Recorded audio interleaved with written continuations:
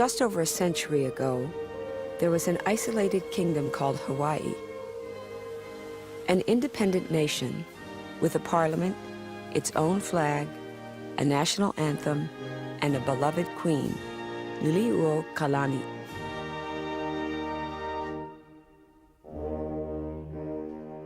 But in 1893, she was removed from her throne with the help of the United States Marines.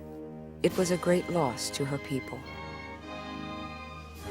If you can imagine something within your own culture that is tremendously important to you, that is suddenly done away with, just totally ripped out and gone. If you can imagine yourself relating to something like that, that's what we went through.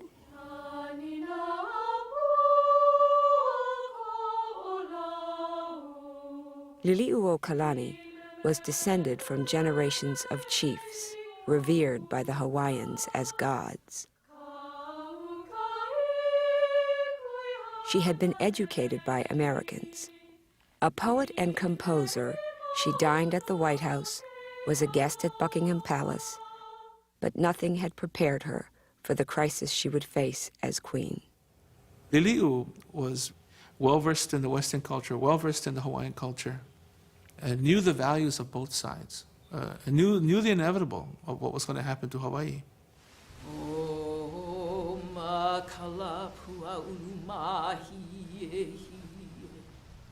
When Liliu was born in 1838, the chanting lasted for days. It was the way to herald new arrivals among the ali'i, the high chiefs of the islands.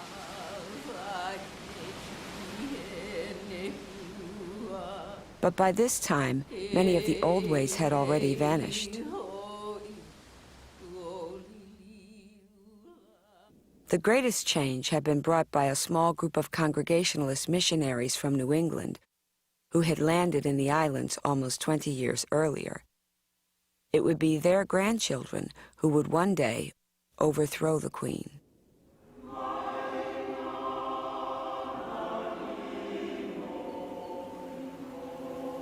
By the time Liliuokalani was born, a third of the Hawaiians were Christian. Nudity was banned, the hula outlawed.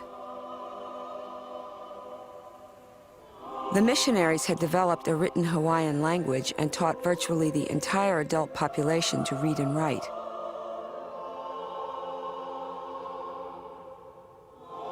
More and more Hawaiians were accepting Western ways. They were able to just rip out the essence of that which our native soul related to and cast it down and said, now you relate to this, which was the new culture they had brought in. And if the missionaries were like Jesus Christ, it would have worked beautifully, but they were not. They were human beings.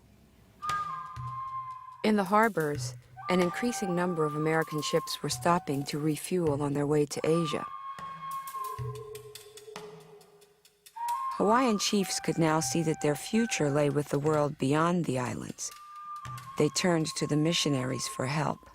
They did a remarkable thing. They created a school only for the children of the 7 families which would be appropriate to rule. And they simply turned their children over to an American missionary couple and allowed them to just take them and train them any way they wished. Liliu was one of 16 royal or ali'i children sent by their families to attend the school. Liliuokalani at that school was exposed to influences quite other than simply Christian or learning to read and write.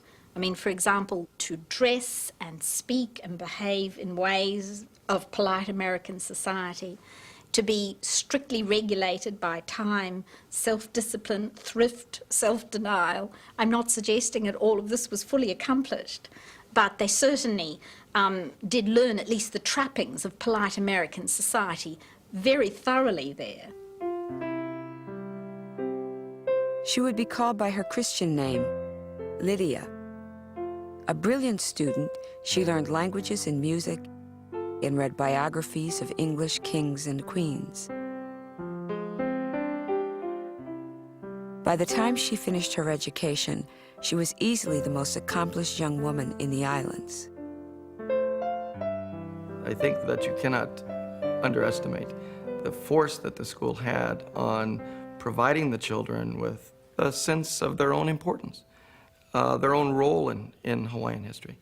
The missionaries had that sense of their importance, and I think they bestowed it upon the ali'i, the children, that they had an obligation and a responsibility to the Hawaiian nation when they would become rulers.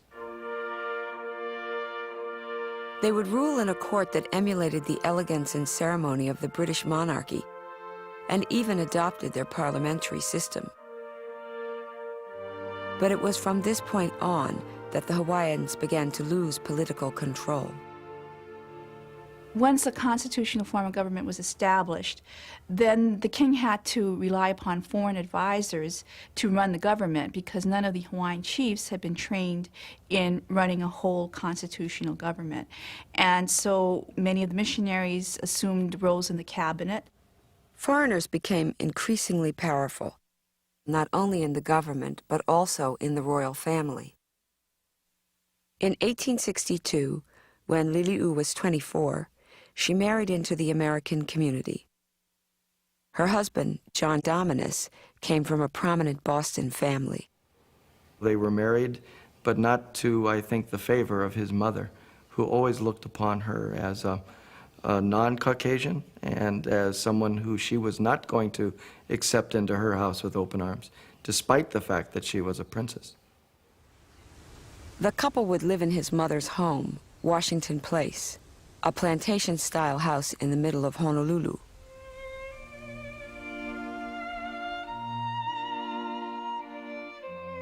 It was not a happy household. Lili'u wanted a family of her own, but was never able to bear children. And she was frequently lonely, her husband preferring to socialize without her. But she would find herself in music. In her memoirs, she wrote, "To compose was as natural to me as to breathe. This gift remains a source of the greatest consolation." Day in and day out, she would write. It was indeed a place of refuge for her. Most of her inner feelings in the latter part of her life were all recorded through song. Over time, she would compose 165 pieces and would write one of Hawaii's most famous songs, Aloha Oe. She would use Western melodies and had the ability to write in the Western style with harmonies and supporting the melodic line. And then she also wrote in the style of the ancient way.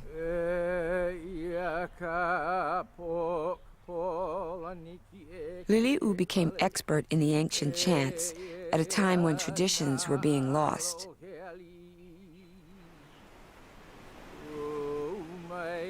The Hawaiians themselves were disappearing.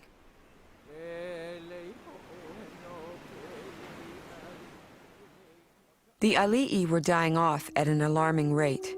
Epidemics and alcoholism, diseases of foreign contact, were taking their toll. Kings were dying young, without heirs. When Westerners had first arrived in the islands in 1778, there were 800,000 Hawaiian people. Only 50 years later, 80% of the population had perished. As many said, the Hawaiians were dying not only of disease, I think it was Robert Louis Stevenson that commented, they were dying of cultural malaise.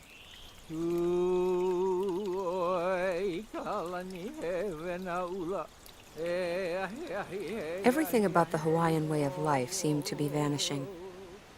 More and more Hawaiians were losing control of their land. The missionaries had pushed through complex reforms they claimed were democratic, but that would ultimately benefit only a small minority. The common people ended up with less than 1% of the land combined. Soon after that, laws were passed enabling foreigners to own land in Hawaii, and the way was open for them to purchase lands from the chiefs or from the government. Now, the traditionally large and close-knit Hawaiian families were being scattered. People were forced to seek work in the towns. So it turned out to be a disaster for the native Hawaiians, but of course it turned out to be a bonanza for the foreigners, and that included the mission children who made good use of these possibilities and became very swiftly quite affluent landowners.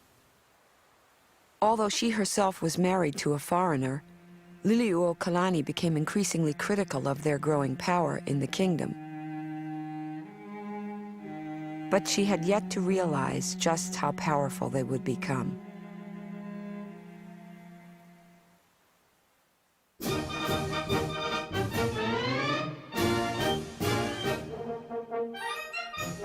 In 1874, Liliu's brother, Kalakaua, became king. He named his sister heir to the throne. She was 38 years old. The king was Liliu's temperamental opposite, extravagant, opportunistic, and always flamboyant. Kalakaua staged some of the greatest celebrations in Hawaiian history. The Royal Hawaiian Band captured the king's spirit in the Kalakaua March. He had a 2-week birthday party. He had a grand ball, he had a hula program, he had a great luau for 10,000 people. Everything that both cultures could provide were put at the service of this one event. Kalakaua shared his sister's dedication to Hawaiian tradition.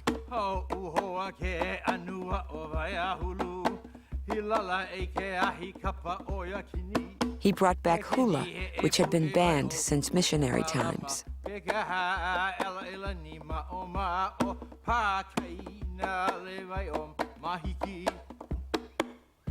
Oftentimes called the Merry Monarch, I think he's looked upon mostly for his lighter side and his love of music and dance. But His Majesty was intensely nationalistic and intently driven by a need to, I think, preserve the sovereignty of Hawaiian rule in the Hawaiian kingdom. At first, Kalakaua allied himself with the landowners. It was natural because he himself owned thousands of acres. In 1876, he traveled to Washington to secure a treaty so that Hawaiians could sell sugar to the United States tax-free. In time, the treaty would prove disastrous in ways Kalakaua could not foresee. But when it first went into effect, Hawaii's economic future seemed secure. Liliuokalani wrote, "The planters were elated. The merchants were encouraged. Sugar companies declared fabulous dividends." As they opened new fields, the planters realized there weren't enough Hawaiians left to cut cane. They brought in thousands of laborers from China and Japan, who in time would outnumber the Hawaiians. The planters imported the latest machinery from America and built railroads to transport the cane. Within a short time, Hawaii became one of the largest sugar producers in the world.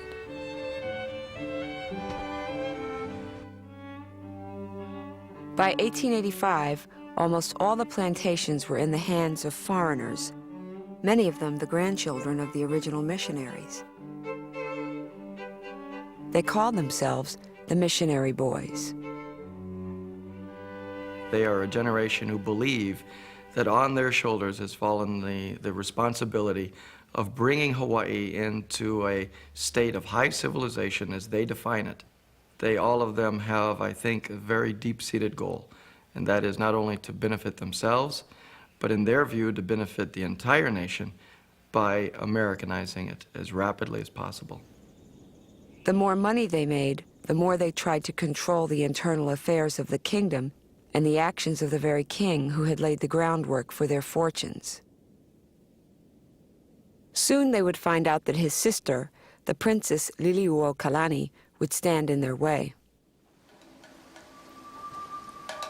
In 1881, Kalakaua went on an extended journey around the world, leaving Liliuokalani to run the affairs of the kingdom.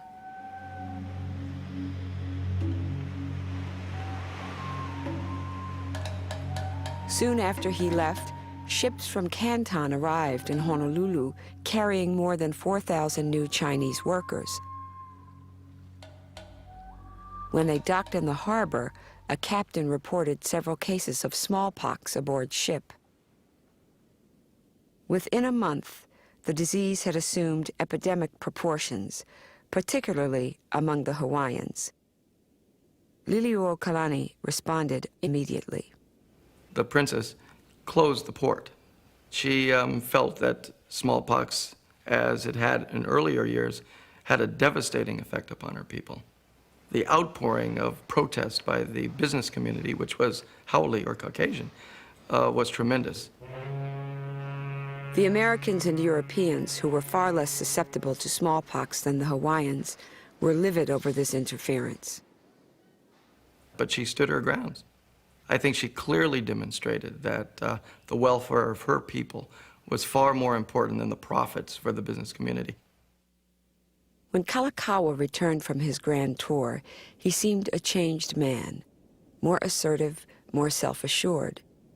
To the horror of the business community, he purchased a gunboat and declared it the beginning of the Hawaiian Navy. Turning his back on the United States, he moved to cement a relationship with the Japanese, who were gaining interest in the rich China trade. Then, at enormous expense to the kingdom, he built the new Iolani Palace, evoking the splendor he had seen in Europe.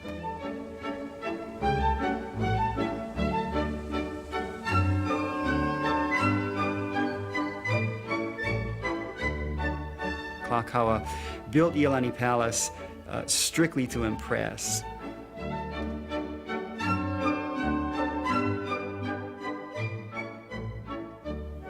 The furniture was purchased from the same factory that was making furniture for the White House.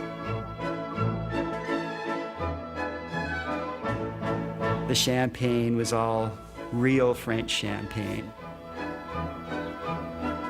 Kalakaua discussed electricity with Thomas Edison himself, and in 1887 installed a fantastically expensive electric light system in the palace. The light system actually ended up costing as much as the whole palace had without it.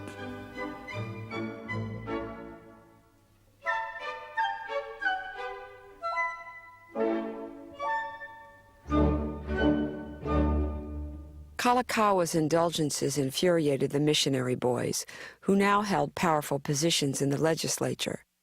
Leading the opposition was a young, hot-headed lawyer and journalist named Loren Thurston. He formed a secret society of white businessmen. My grandfather started the Hawaiian League to try to offset some of the acts that Kalakaua was already beginning to do. Kalakaua had been king for about 13 years by that time, and he was really aching for more absolute power. The Hawaiian League joined forces with the citizens' militia, the Honolulu Rifles. He wanted, as did the other members of that group, to do what the colonists had done in 1776, which was to throw off the yoke of monarchy and take on the civil rights and other things of a democracy. And they believed that that was in the best interest of the Hawaiians, and I believe so too. In 1886, the conflict with the king escalated. The United States, in exchange for renewing the Sugar Treaty, demanded rights to Pearl Harbor as a fueling station for American ships in the Pacific. But King Kalakaua flatly refused to grant the concession. King Kalakaua became aware that the benefits of this sugar industry was not going to him or the chiefs or to the Hawaiian people, but had gone to the Americans. And he was not about to give up the independence of Hawaii, even if it was over only just Pearl Harbor. Throughout these struggles, Kalakaua greatest ally was his sister.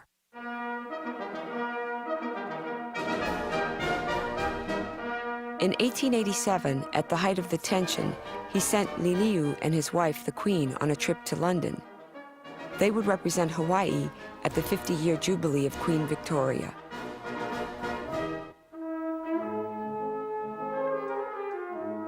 It was one of the great social occasions of the century. Liliuokalani went to dinner on the arm of the future Kaiser Wilhelm of Germany and had an audience with Queen Victoria herself.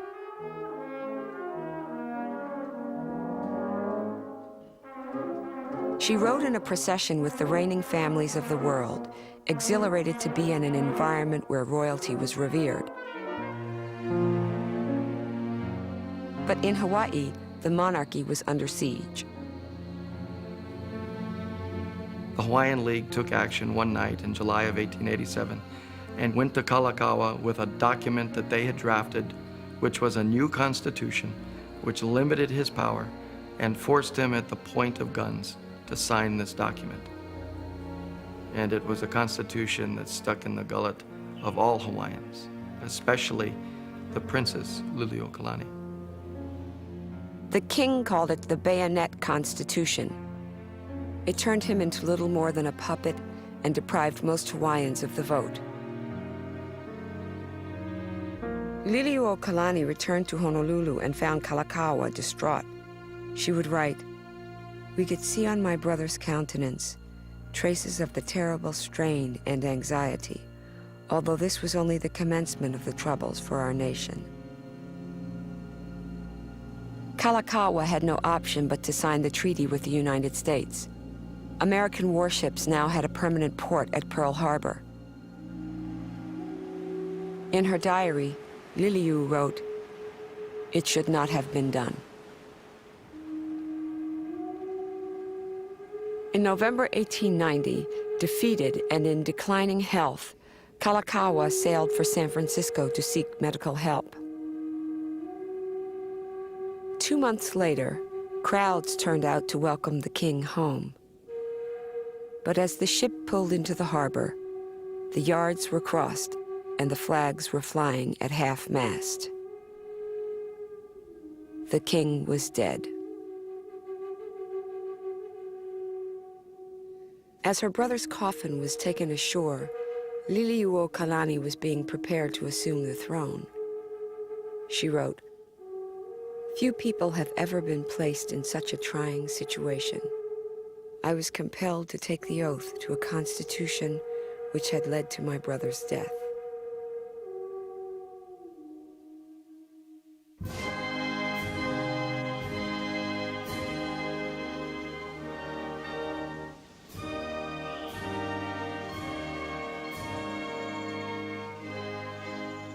On January 29, 1891, at a private ceremony held inside the palace, 52-year-old Liliuokalani was declared Queen of Hawaii. She inherited the throne at a most critical time for the Hawaiian people. But as heralds went out onto the streets of Honolulu to spread news of her ascendance, the city seemed to be thriving. Sugar money had transformed the capital into a bustling commercial center. There were streetcars, electric lines, telephones, and even tourists.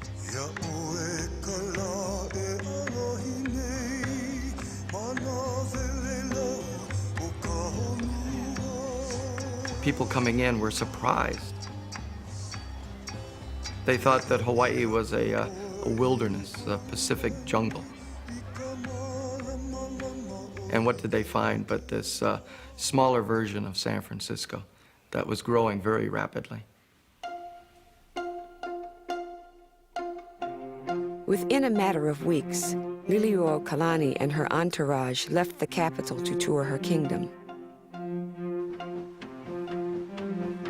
She began a campaign to renew her people's faith in the monarchy to bolster their hopes that as queen, she would restore all that had been lost during Kalakaua's reign.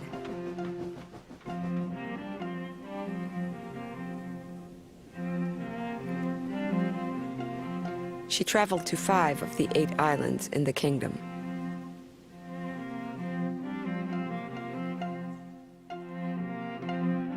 There were now only about 40,000 Hawaiians left.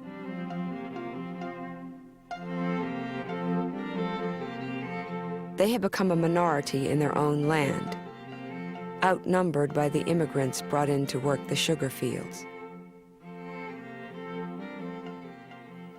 When Liliuokalani becomes queen, the expectations of the native population were that she would continue on her brother's legacy. That is, Hawaiians were first, that this is our country, this is our nation.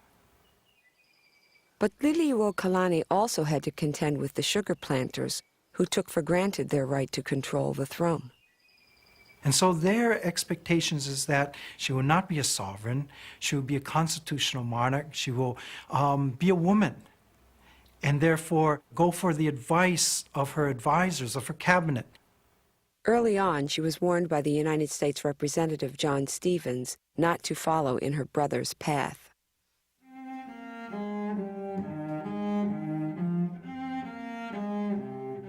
After years of Kalakaua's lavish spending, the treasury was nearly bankrupt. The queen attempted economic reforms and cut her own salary. Then, 2 months into her reign, a wave of panic spread across Hawaii's plantations.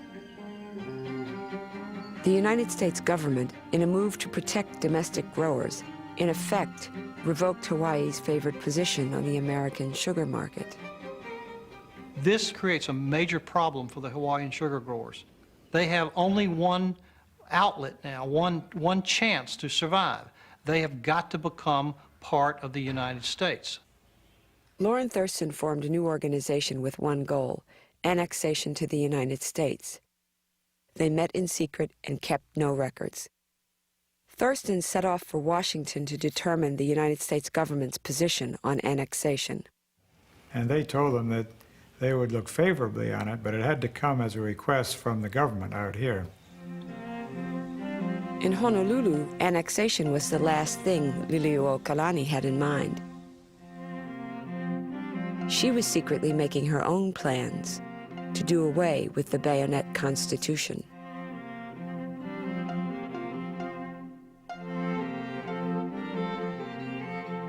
The Bayonet Constitution was despised by the Hawaiians. It had taken away their right to vote and to hold high political office. Now, they would push their queen to regain political power.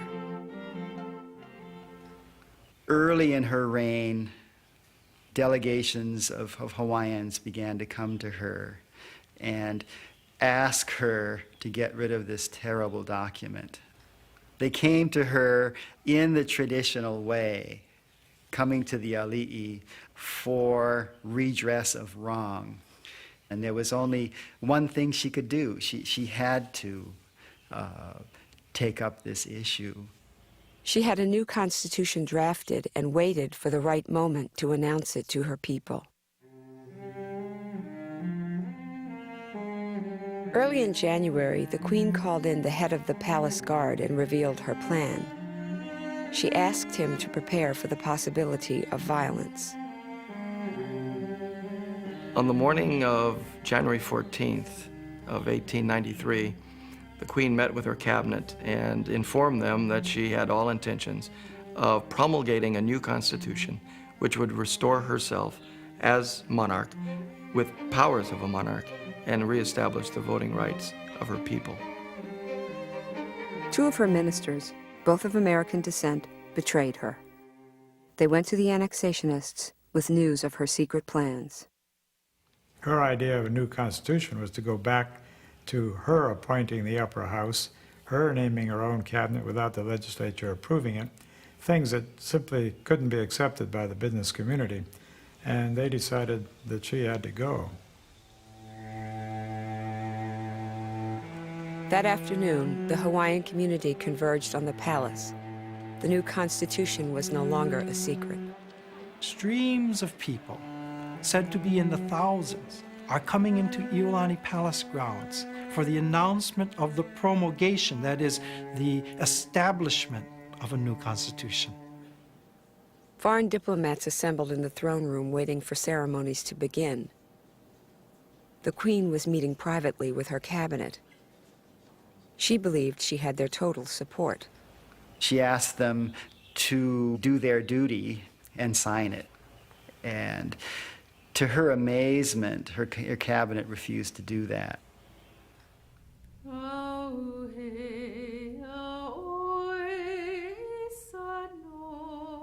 She wrote, "I told them that I would not have undertaken such a step if they had not encouraged me.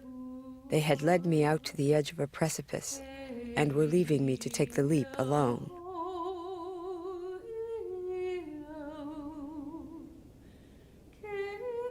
The moment had arrived when the Queen had to face the thousands of Hawaiians who were patiently waiting. So she went onto the balcony to address this crowd of thousands of people. After all, they had been waiting for this moment. And as she goes on, she talks in Hawaiian. And she says to them, "In a future time, I will promulgate a new constitution. Go home peacefully." Well, in Hawaiian, the word future time can also mean some other day. Could be the next day, could be tomorrow. And the foreign community is aghast, particularly some who have been backing annexation. And they're saying, "See, this is what we have been telling you. This is an act of revolution. This is a treason." The evening newspapers played up the threat.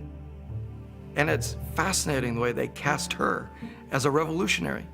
I mean, we usually think of them as the revolutionaries, but they were, I think, brilliant in casting her in this new role as the revolutionary against the Constitution. Her opposition regrouped, this time calling themselves the Committee of Safety, a name that they had taken from the French Revolution.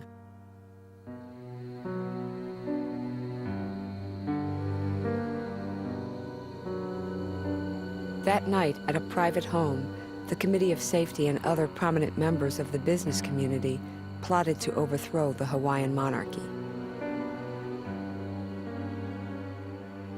They drafted papers to establish a new government and chose Judge Sanford Dole, a missionary son, to be their president.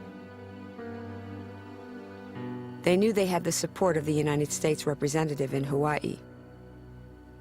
John L. Stevens, the American minister, was known for his expansionist views. And there is no question that he was in league with, shared the deepest of nationalistic sentiments with the sugar producers and with Loren Thurston and all of his friends and relatives. 2 days later, Stevens sent word to an American warship in the harbor to land a company of Marines, ostensibly to protect American lives and property. He is not cleared to do this by the appropriate channels in Washington. Stevens did this clearly out of his own prejudice, his own deep personal belief that now was the time for the United States government to take Hawaii. 4 boatloads of Marines came ashore. They carried Gatling guns and 14,000 rounds of ammunition and were followed by 2 revolving cannon and a hospital unit. As the Queen watched from the palace balcony, 162 bluejackets marched through the streets of Honolulu. When they reached the palace, they lowered their flags and saluted her with a drum roll.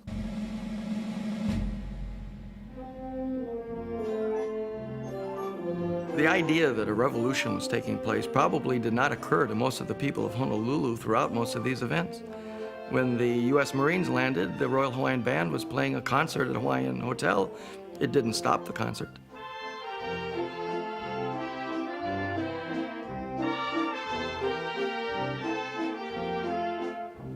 Most people probably saw this as another political disturbance in Honolulu, which would resolve itself as the way it always resolved itself, in a few days. But by the evening, the United States Marines took up positions facing Iolani Palace and the Queen. The following day, the Committee of Safety proclaimed a new Hawaiian government. Within hours, on behalf of the United States, Stevens recognized the regime. The Queen was ordered to resign. With the guns pointed at her, she met with her cabinet and had to make a decision.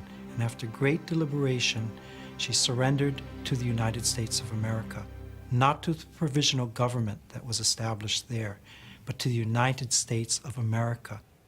Her surrender read, I, Liliuokalani, by the grace of God, yield my authority until such time as the government of the United States shall reinstate me as the constitutional sovereign of the Hawaiian Islands. Liliu had a great faith in America. It was the Americans that brought Christianity, which she took in and embraced. And because of that faith, she felt that truth and justice would prevail. The Queen ordered the palace guard be disarmed. The same day, the police department of Honolulu swore allegiance to the new provisional government. The amazing thing is that as soon as Liliuokalani was put out of power, she exerted all of her influence to keep the Hawaiian people from rising up to put her back on the throne. She was so terribly afraid of shedding Hawaiian blood in her cause. She leaves this comment in her writings that it's a matter of great pride to her that not a single drop of blood, either of friend or of foe, is upon my soul. But had she allowed blood to be shed, she probably would have survived as queen.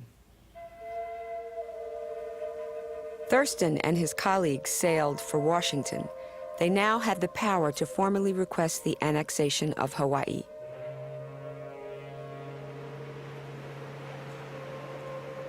It would take 10 days for news of the Queen's overthrow to reach the outside world.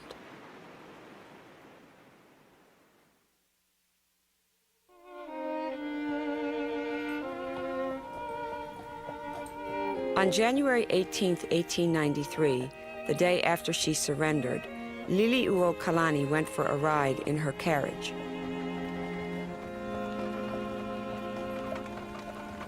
On her way back, she told her driver not to turn into the palace, but instead to take her to her private residence, Washington Place.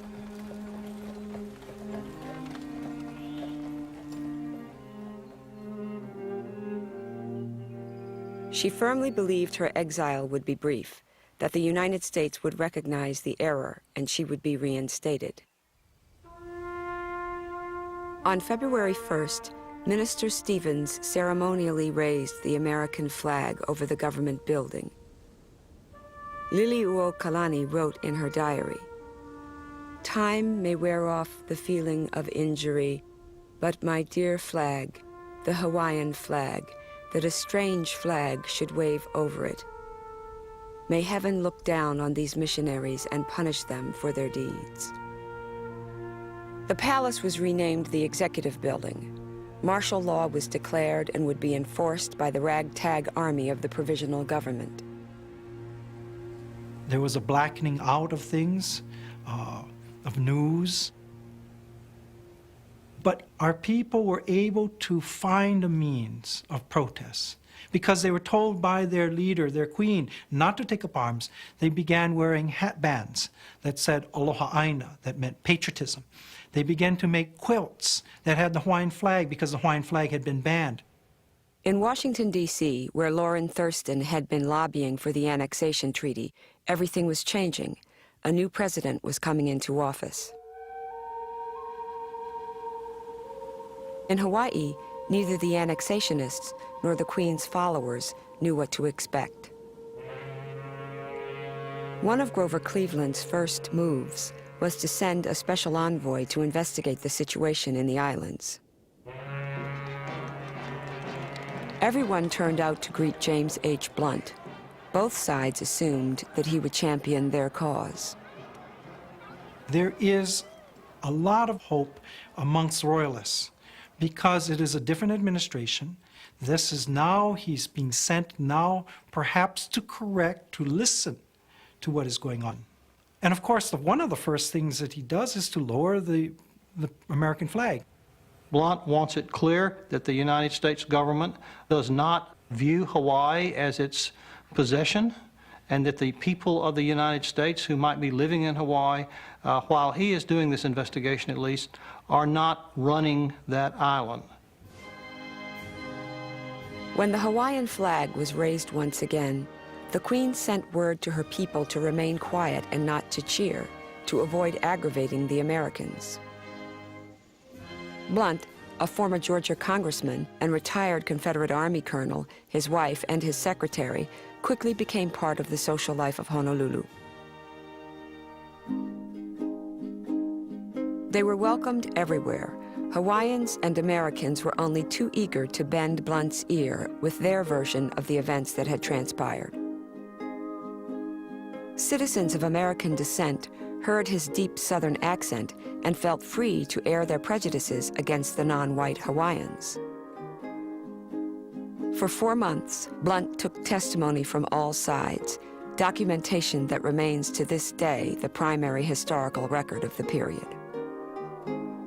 His conclusions were unexpected.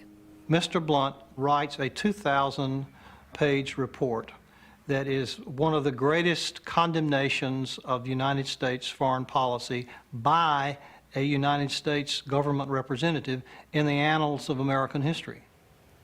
Not only did he condemn United States aggressiveness and the conspiracy and the secrecy of it all as illegal and wrong-headed and immoral, but he urged a very pragmatic and moral solution to the problem. Put the Queen back in power. The provisional government was asked by President Cleveland to resign in favor of the Queen, but they refused, sandbagging the palace in preparation for a showdown. The president was shocked but unwilling to use force against Americans. In a deft political move, he referred the matter to Congress. The Queen wrote, "When the U.S. is ready, she will undo all that her minister has done." Many of Liliuokalani's supporters did not share her optimism. In the latter part of 1894, Sam Nolan, the former captain of her Royal Guard, began a covert operation to restore the Queen to power. But his actions would only make matters worse. At night, on a beach near Waikiki, Nolan and his men unloaded guns they had shipped in from San Francisco. When the police got wind of the plot, they sent out a search party. A shot was fired, killing the son of a leading annexationist. Fighting breaks out and the citizen guards are formed. Cannons are brought out and guns barricaded all around the palace. And finally, after several days of searching and searching, they found and brought in all the rebels. And then, most dramatically, the sheriff went to the home of Queen Liliuokalani and arrested the Queen.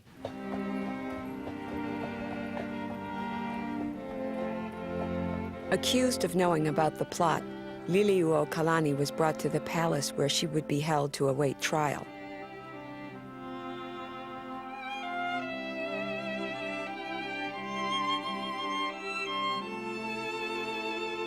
The trial itself will take place in the throne room. She is no longer Queen Liliuokalani. She is Mrs. Lydia Dominus, a common citizen, a traitor, a person who has attempted to bring the law into her own hands as she had done before. She wrote, "The only charge against me really was that of being a queen. The object was evidently to humiliate me, to make me break down in the presence of the staring crowd. But in this, they were disappointed." Liliuokalani was sentenced to 5 years of hard labor and fined $5,000. Neither was ever imposed. But she would be imprisoned in a small room on the second floor of the palace.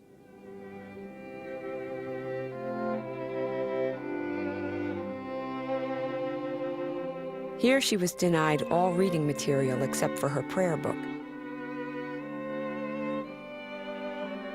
During this time, she composed a number of pieces, including the Queen's Prayer.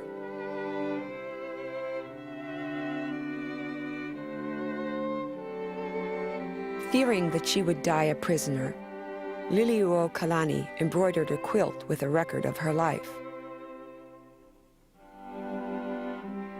Lydia Kamakaeha Liliuokalani ascended the throne January 29, 1891, dethroned January 17, 1893. Imprisoned at Iolani Palace, we began this quilt there. It was during her imprisonment that she would formally abdicate the throne. Under the threat that 6 of her people will be executed, she signs a document that is not only an abdication for herself, but a statement that the monarchy itself is over, that the kingdom is no more.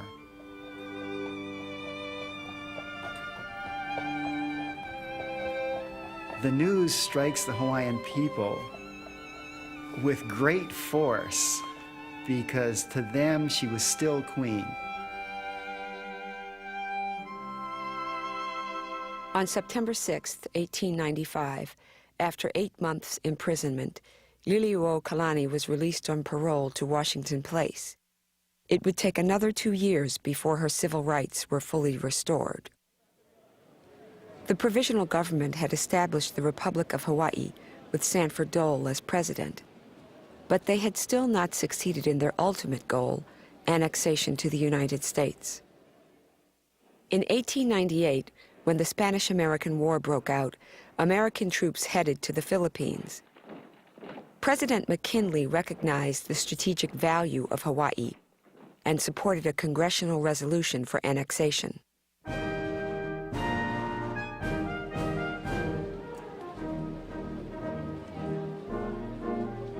On August 12, 1898, in a grand ceremony, President Dole formally yielded the sovereignty and public property of the Hawaiian Islands to the United States.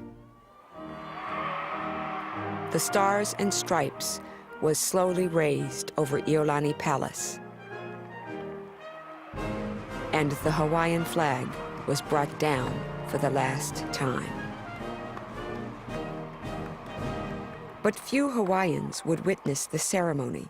Most spent the day at home, behind closed blinds.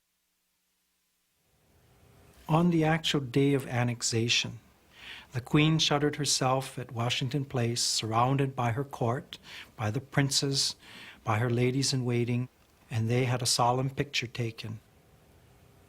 On the other side at Iolani Palace, there were sharpshooters pointed out. There was still tension in the air that something might happen, but when the Hawaiian flag was lowered, it was said that it was cut into small little 2 to 3 inch ribbons and given out as tokens of remembrance to the sons and daughters of the missionary families, so that they could keep those as little tokens of their great victory over the Hawaiian kingdom and the end of the tyranny of the Hawaiian monarchy.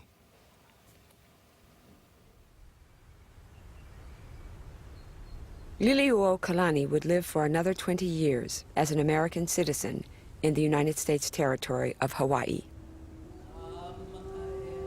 By the time of her death at the age of 79, she had become the embodiment of the kingdom itself and of its loss. For weeks after her funeral, strange events were recorded in the islands. Volcanoes erupted, and the seas turned an odd hue from the sudden appearance of a multitude of red fish. It was as if the elements recognized that the kingdom was no more.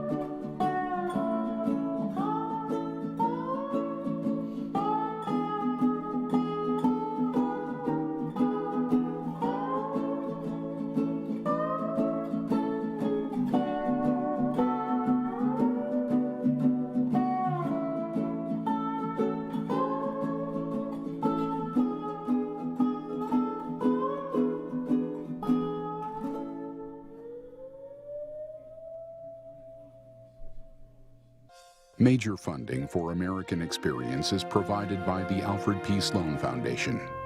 National corporate funding is provided by Liberty Mutual and the Scotts Company. American Experience is also made possible by the Corporation for Public Broadcasting and by contributions to your PBS station from viewers like you. Thank you. We are PBS.